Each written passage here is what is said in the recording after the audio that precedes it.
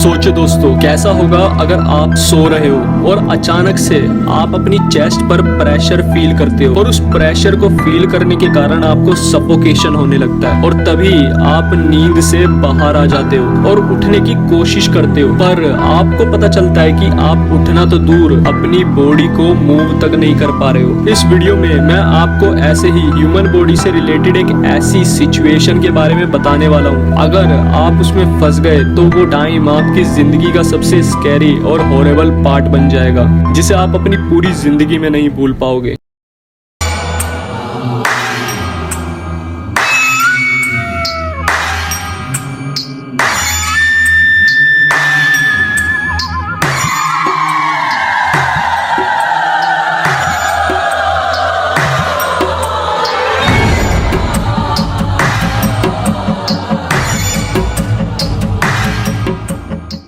Sleep paralysis. Medical science की दुनिया में स्लीप पैरालिसिस को हमारे सोने और जागने के बीच की एक स्टेट माना जाता है, यानी कि एक ऐसी स्टेट ऑफ माइंड जिसमें ना तो आप पूरी तरह से सो रहे होते हो और ना ही पूरी तरह से जगे हुए होते हो। स्लीप पैरालिसिस एक ऐसी कंडीशन होती है जिसमें आप सबकॉन्शियस होते हो और स्लीप पैरालिसिस का सबसे डरा देने वाला पार्ट है the condition of our body during sleep paralysis. ऐसा व्यक्ति जो स्लीप पैरालिसिस से गुजर रहा होता है वो चाह कर भी अपने बॉडी पार्ट्स को मूव नहीं कर पाता है, जिसका रीजन होता है हमारा ब्रेन। स्लीप पैरालिसिस के दौरान हमारा ब्रेन सेल्फ डिफेंस मैकेनिज्म को एक्टिवेट कर देता है ताकि कोई भी व्यक्ति स्लीप पैरालिसिस से निकलने की कोशिश के दौरान अपनी बॉडी को हार्म ना पहुंचा सके। स्लीप पैरालिसिस एक बहुत ही हॉरिफिक और भयानक कंडीशन होती है जिसमें अगर कोई भी इंसान फंस गया तो ये उसका सबसे स्कैरी ड्रीम बन जाता है। According to medical science, deep sleep से जागते समय या फिर डीप स्लीप में एंटर करते समय कोई भी व्यक्ति स्लीप पैरालिसिस को फेस कर सकता है, लेकिन स्लीप पैरालिसिस स्पेशली उन लोगों में ज्यादा होता है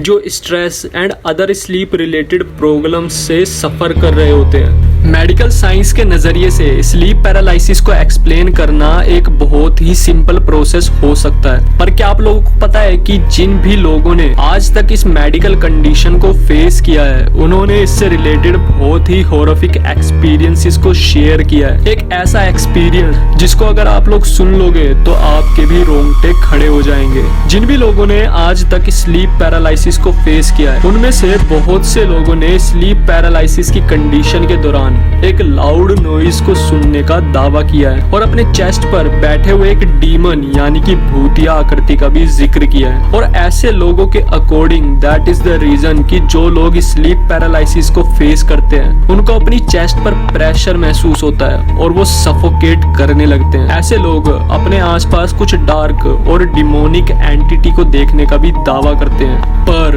डॉक्टर्स के अकॉर्डिंग स्लीप पैरालिसिस के दौरान एक लाउड नॉइज को सुनने के पीछे का कारण एक्सप्लोडिंग हेड सिंड्रोम होता है, जो कि रिजल्ट होता है ट्रांजिशन इन और आउट ऑफ डीप स्लीप। और जो डिमोनिक शैडो लोग देखने का दावा करते हैं ना, that could be the result of fear during sleep paralysis. Sleep paralysis को मेडिकली एक्सप्लेन करना एक अच्छा तरीका हो सकता है, लेकिन स्लीप पैरालिसिस की कहानी मेडिकल एक्सप्लेनेशन के साथ ही खत्म नहीं होती, बल्कि यहाँ से स्टार्ट होती है स्लीप पैरालिसिस की रोंगटे खड़े कर देने वाली हिस्ट्री।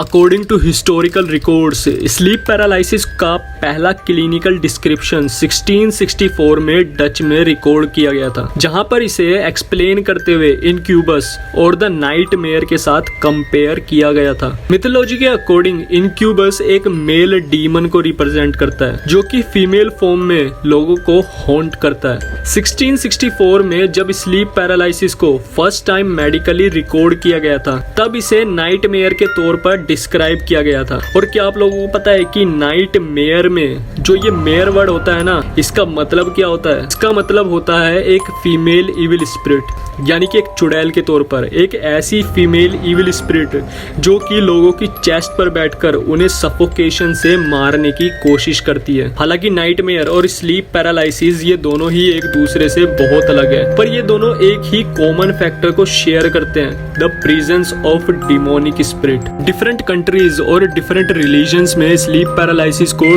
डिफरेंटली डिफाइन किया गया है। इटली में स्लीप पैरालिसिस को एक विच या फिर भूत और आत्मा की प्रेजेंस से कंपेयर किया जाता है। इटली के लोग स्लीप पैरालिसिस को पेंडाफेश के नाम से बुलाते हैं, जिसका मतलब होता है इविल विच, और वहीं ब्राजील में इसे पिसादेइरा के नाम से बुलाया जाता है, जिसका मतलब होता है इन अगली ओल्ड वुमेन, जो कि रात में घरों की छत पर लटकती है। जस्ट इमेजिन, रात में आप अचानक से अपनी आंख खोलते हो और आपको अपने बेड के ऊपर अपनी छत की सीलिंग पर कोई चुड़ैल लटकी हुई दिखाई देती है। इवन हिंदू कल्चर में भी स्लीप पैरालिसिस को एक ऐसी स्टेट बताया गया है जब कोई भी डिमोनिक स्पिरिट आपकी बॉडी पर अपनी विशेस को फुलफिल करने के लिए अटैक करती है। हर कल्चर और कंट्री में हमारे एंसेस्टर्स के द्वारा स्लीप पैरालिसिस को एक इविल और डिमोनिक स्पिरिट के अटैक के रूप में ही बताया गया है, जिसका एक वैलिड रीजन भी है कि जो लोग स्लीप पैरालिसिस को फेस कर चुके हैं उन सभी ने एशियन टाइम से लेकर आज तक